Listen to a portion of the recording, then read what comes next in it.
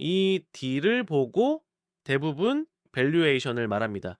하지만 진짜 중요한 것은 이 구조입니다. 왜냐하면 이 구조를 이해하면 당신만의 마이크로 GP 딜을 설계할 수 있기 때문입니다. Restricted IC Feed 지금 시작합니다. 2일 스트럭처 브레이크다운 대상은 HS 효성 첨단 소재의 타이어 스틸 코드 사업부입니다. 먼저 이 딜의 물리적 무게중심 팩트부터 해체해야 합니다. 타겟인 HS 효성 타이어 스틸 코드 사업부는 글로벌 시장 점유율 두 번째, 북미 시장 첫 번째의 기업입니다. 2023년 기준 매출 약 9천억 원, 에비타 1,500억 원을 기록했습니다. 이 글로벌 PE는 이 회사의 기업 가치를 약 1조 5천억 원으로 산정했습니다. 이는 에비타 멀티플 약 10배에 해당합니다. 여기서 이런 의문이 있을 수 있습니다. 전통 제조업, 그것도 타이어 소재 사업에 멀티플 10배?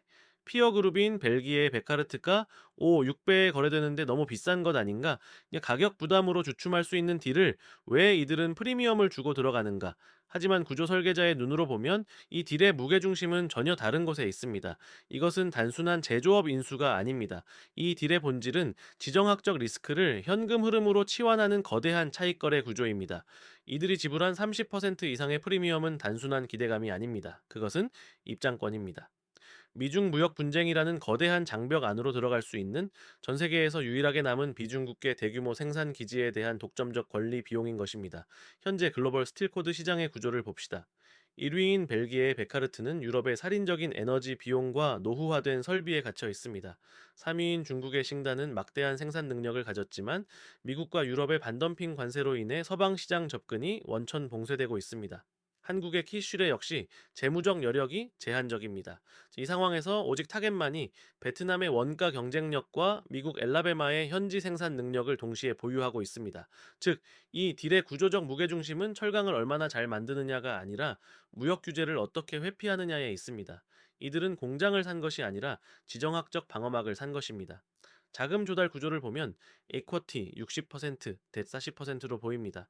통상적인 LBO 딜보다 debt 비중이 낮습니다. 이는 고금리 환경에서 안정적인 레버리지 구조를 유지하면서 향후 금리가 인하될 때 리파이낸싱을 통해 수익률을 극대화할 수 있는 옵션을 남겨둔 매우 정교한 방어적 설계입니다. 이 거버닝 로직, 이제 이 딜을 지배하는 내부 로직, 즉 투자심사위원회를 설득하기 위해 설계한 알고리즘을 해체하겠습니다. 이 로직을 이해해야만 여러분이 자신의 사업이나 딜을 설계할 때 확신을 가질 수 있습니다. 네, 첫 번째 로직은 것이 경제 예측이 필요 없는 물리 법칙에 기반한 필연적 수요입니다. 바로 전기차 슈퍼사이클의 이면에 숨겨진 소재 역학입니다. 전기차는 배터리 무게 때문에 동급 내연기관차 대비 공차 중량이 20에서 30%더 무겁습니다. 또한 전기 모터의 즉각적인 토크는 출발과 동시에 타이어에 엄청난 마찰력을 가합니다. 기존의 일반 스틸 코드로는 이 하중을 견딜 수 없습니다. 타이어가 터지거나 마모가 2배 빠르게 진행됩니다. 따라서 전 세계 모든 타이어 제조사는 선택의 여지 없이 초고장력 스틸 코드를 써야만 합니다. 자, 강도는 높이되 두께는 줄여야 타이어의 회전 저항을 줄이고 전기차의 전비를 늘릴 수 있기 때문입니다. 이들은 여기서 시장의 성장보다 구조적 마진 개선을 받습니다. 전기차 시장이 커진다는 뻔한 이야기가 아닙니다. 전기차로 전환될수록 스틸 코드의 단위당 부가가치가 강제로 올라갈 수밖에 없다는 소재에 불가역적 전환에 베팅한 것입니다. 이것은 소비자의 취향을 타지 않는 물리적 한계로 인해 강제되는 수요입니다. 두 번째 로직은 규제의 역설입니다. 즉, 섹션 230입니다. 미국 무역확장법 232조. 수입 철강이 국가 안보에 위협이 된다며 만든 이 법은 보통의 기업에겐 재앙이지만 구조를 선점한 기업에겐 가장 강력한 해자가 됩니다.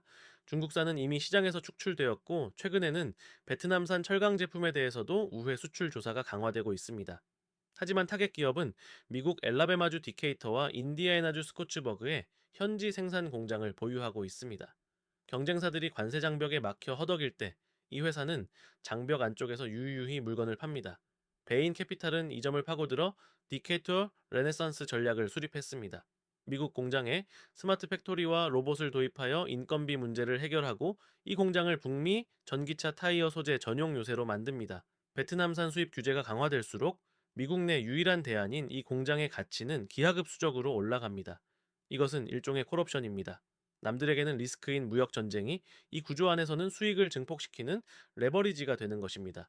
이것이 바로 지정학적 아비트라지의 정수입니다.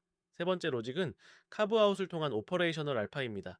이 회사는 그동안 효성이라는 거대 그룹 내에서 비주력 자산, 즉 orphan asset이었습니다. 그룹 차원에서 강제로 할당받던 공통비가 수익성을 갉아먹고 있었고 의사결정은 느렸습니다. 이들은 이 연결고리를 끊어내는 것만으로도 가치가 상승한다고 봤습니다.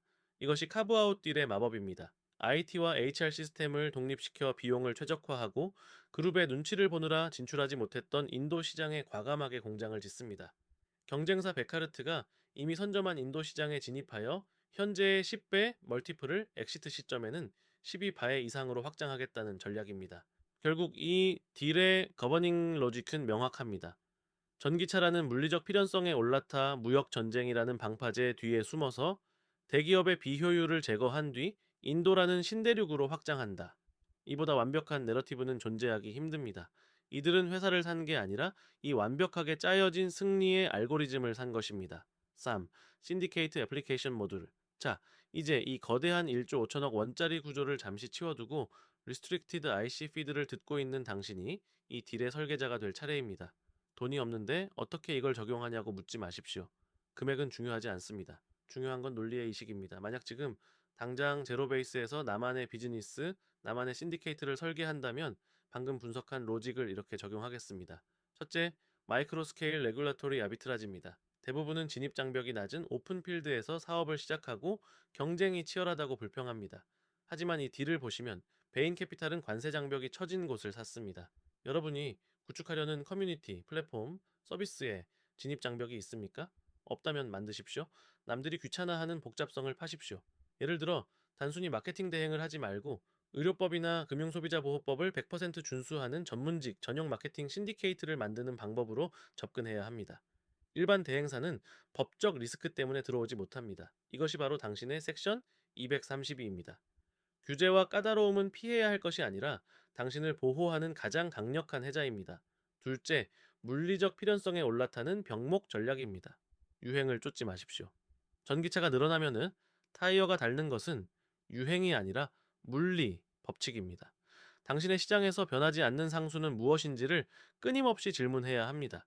예측이 필요한 영역이 아니라 구조적으로 수요가 늘어날 수밖에 없는 병목을 찾아서 그 길목을 지키십시오. 그들이 타이어 자체가 아니라 타이어를 지탱하는 스틸 코드라는 필수 소재를 장악한 것처럼 여러분도 전체 생태계에서 없어서는 안 될 인프라적 요소를 장악해야 합니다. 셋째, 인디펜던트 스폰서 모델을 통한 디얼 스트럭처링입니다. 자본이 없어도 회사를 살 수 있습니다. 서치 펀드가 운영자가 되어 회사를 사는 것이라면 인디펜던트 스폰서는 자본 없이 딜을 먼저 소싱하고 그 딜의 구조를 가지고 자본가를 설득합니다. 베인 캐피탈이 했던 것처럼 저평가된 오르펜 에셋을 찾으십시오. 기술력은 좋은데 마케팅을 못해서 죽어가는 오래된 사스 소프트웨어나 커뮤니티는 있는데 수익화 모델이 없는 네이버 카페 등 그 기회는 찾으면 많습니다. 그리고 그 자산을 어떻게 카브아웃해서 가치를 높일지 설계도를 그리십시오. 그 설계도가 있다면 자본은 따라옵니다. 이것이 바로 마이크로 GP가 되는 길입니다. 우리는 1조 원이 없어도 이 사고방식을 장착하는 순간 1인 기업이 아닌 마이크로 GP가 됩니다. 시장의 틈새를 찾고 구조적 필연성에 베팅하고 자신만의 독점적 영토를 구축하십시오. 이 구조를 이해한다고 해서 PE에 들어갈 수 있는 건 아닙니다. 대신 이 구조를 이해하면 스스로 신디케이트를 설계할 수 있습니다. 우리는 문 앞에 서지 않습니다. 우리는 문을 설계합니다. 스트럭처 신디케이트, Restricted AC, Feed, End.